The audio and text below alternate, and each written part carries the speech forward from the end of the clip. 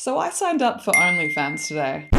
Let's look at the facts. I'm just gonna scroll past that. Okay, so there's some bodybuilder stuff. The company has since reversed that decision. Oh, this looks charming. Looking for more delicious vegan dessert recipes. It has a vibe about it. So do I think it's a good investment?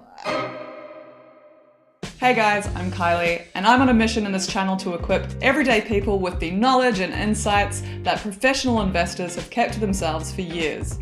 Today, I'm going to be looking at OnlyFans. It's a company that's always in the news, and there are reasons to suggest that it could be heading towards an IPO. So through the course of this video, I'm going to look into whether or not I think it's a good buy, and I'm going to walk through the process of how I came to that decision.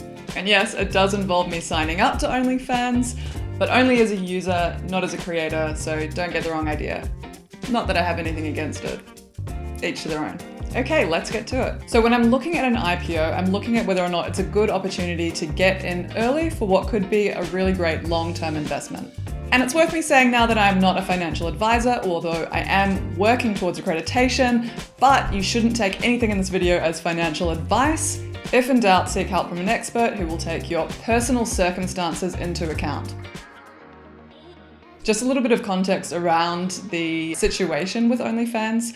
They recently, in August, banned pornography on their website, which if you know OnlyFans, you'll know that the majority of the content is pornographic in nature, despite what the founders of the company say. Because of this ban, there's been a lot of speculation that the company is moving towards listing on a stock exchange. That being said, the company has since reversed that decision, but it still raises a lot of questions about whether or not they are looking to IPO, when they'll IPO, and whether or not it would be a good investment if they do potentially ban or put a dampener on pornographic content.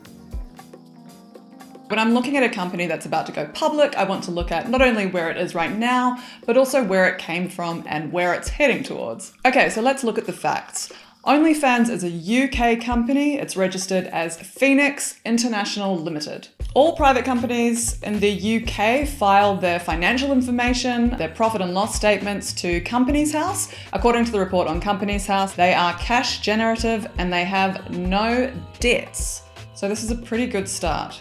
It says here they also generated 283 million revenue in their 2020 financial year, and 141 million of that was gross profit. And they've actually increased their gross profit by 7 times. It was 20 million in 2019 and 141 million in 2020. So this is all looking pretty good so far, but it looks even better when you compare it to the years prior. In 2019, their revenue was actually 44 million. So they've pretty much 5 times their revenue year on year. So there's a really strong trend here over the last 3 years. And even since they first launched in 2016. So how does the company make money? Well, it takes a cut. It says 20% of the revenue that is earned by the content creators on the app. That's really important because these content creators can distribute their content to a large number of people. It's not just 1 or 2 people per stream. So the growth is really kind of exponential. Okay, so look, the top line numbers look good, but I think we can dig a little bit further to see where the company came from. It's really important to understand who is running the company, what's their background, and what are their plans for the future. Okay, so the weird thing about OnlyFans is that it seems to be a family-run business. It was founded by 2 brothers, Tim and Tom Stokely, who founded the company with a $10K loan from their dad, Guy Stokely. So if you can imagine that, Dad, can we borrow $10K to start a nudie company? And the funny thing is, when you look at the company's house reports, it even looks like their mum, Deborah, was a director of the company from 2016 to 2017. So keeping it in the family. That's nice. The company is now mostly being run by Leonard Brodzinski, who has acquired 75% of the company in 2018. Interestingly enough, Brodzinski is the owner of My Free Webcams, which of course is a porn streaming site. And his involvement with OnlyFans basically coincides with the strong growth that we saw in revenue and users. This guy is clearly an important part of the company. And look, you can do a little bit of digging into Brodzinski yourself, but his background is a little bit grey, to say the least. He's definitely been involved with some dodgy ventures, some of it illegal, and he's been caught up in money laundering schemes too. That kind of controversy doesn't look good for any of the major banks that are looking to support or fund OnlyFans in its potential listing on any stock exchange. Every company comes with its risks. Arguably the biggest risk, at least from an investment perspective, is OnlyFans' reliance on pornographic content. The reason being that pornographic content, as I said before, is seen as very problematic for a lot of institutions. Most important of these are the banks, financial institutions that are needed to provide both funding and services such as transaction services to OnlyFans. In fact, it was for this very reason that OnlyFans announced a ban on pornographic content in August 2021. OnlyFans said that it was in an effort to meet the request of banking partners and funding providers. This was around the time that Metro Bank said that it would stop allowing OnlyFans transactions. And it's not the first time that this has happened. Other companies such as Pornhub have faced similar bans from companies like Visa and MasterCard.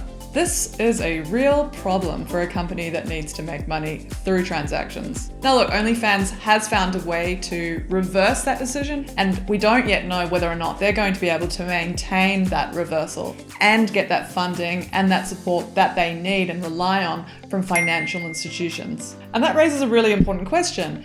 How reliant is OnlyFans on pornographic content? And could they continue to operate successfully if they removed all pornographic content? Okay, so I'm going to log into OnlyFans and have a look around. I want to understand whether or not they have any value outside of porn. Okay, so when you first sign in, the first thing you see is suggestive content.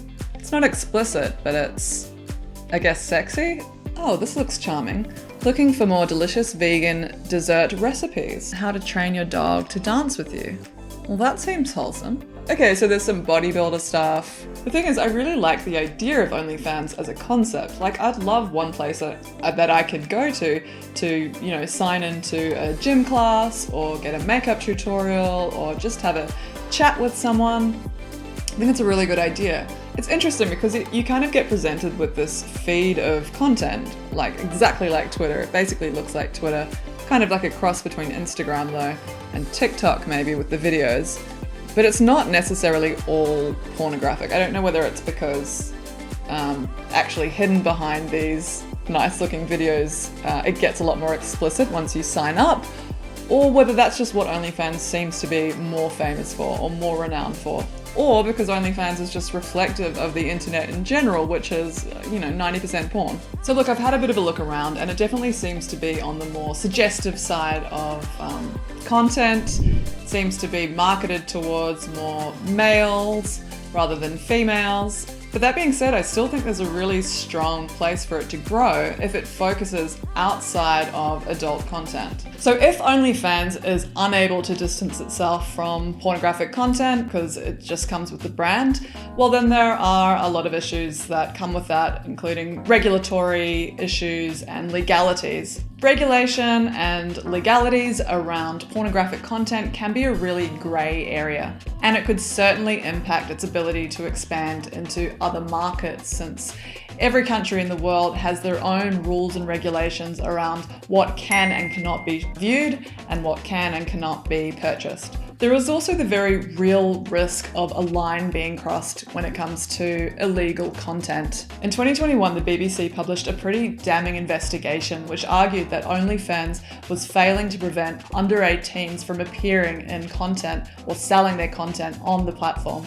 We've been told some are making thousands of pounds selling explicit images. Children as young as 14 years of age that are then seeing the opportunity to generate income. They also found that other content that is certainly crossing the line for a lot of people was also getting published on the platform, which included incest, bestiality, and content which suggested the people in it were being exploited by someone else. Only recently, US Congress has called for the Justice Department to investigate content on OnlyFans which is appearing to show minors. It's worth noting that OnlyFans denies these allegations, and they've responded by tightening some of their rules around posting, but it's easy to see how this could continue to be a problem in the future. Okay, so growth plans. Part of the reason they grew so quickly was undoubtedly because of the lockdown. There are more people at home, they want to engage in entertaining content, and yes, some of that is pornographic. And also these content creators are sitting at home as well, looking for new ways to make money. But that being said, it's worth noting that they were growing really quickly before the pandemic hit as well. In 2019, just 3 years after they launched, they reportedly had 7 million subscribers and 60k content creators. Today they have around 1.6 million creators and 150 million users. It's worth noting also that engagement from celebrities has also been a big part of the growth. A Beyoncé remix of Savage, which mentions OnlyFans, which is great by the way, saw at least 200,000 new subscribers a day signing up to the app. And other celebs have also since joined, including Cardi B, DJ Khaled and Fat Joe, and Chris Brown. You know, the fact that these celebrities can stream their content to thousands of people in a day and get paid for each one of those streams has allowed many of them to make millions of dollars in a day. So can it keep growing? Well, the business model, along with the growing popularity among celebrities, seems to strongly suggest to me that it has good upward trajectory. And I think that will especially be the case if they continue to become more and more mainstream over time.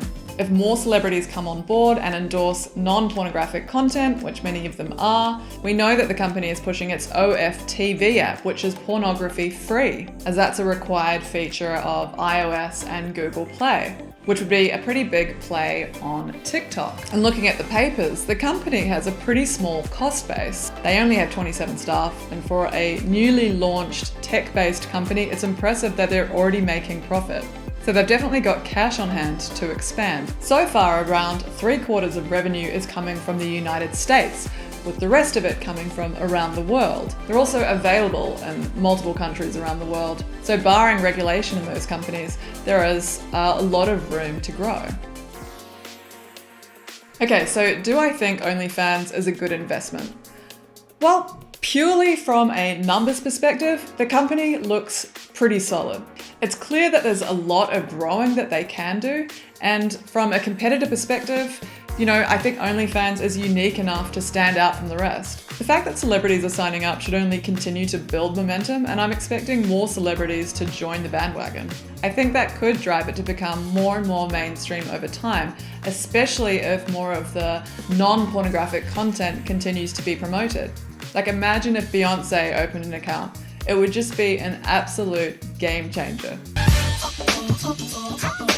Like, to me, there's a real argument for a platform where people can go to access, live classes, music, tutorials, or even just discussions. On the downside, we're still not sure yet how they're going to deal with the problems that come with offering pornographic content. That's a problem when it comes to scoring not only services from the banks, but also funding from major institutional players. So do I think it's a good investment? Annoyingly, yes and no. Although the numbers look good, I'm wary of the ethical implications around exploitation of minors and other vulnerable people. And I'd really like to see more information coming from the company as to how they're going to combat those issues. Yes, these implications can impact the bottom line, but it's also a personal line that I don't want to cross. I personally have no issue with the pornographic content side of things, but I'd like to make sure that it's with consenting adults. That's it from me. Don't forget to like and subscribe.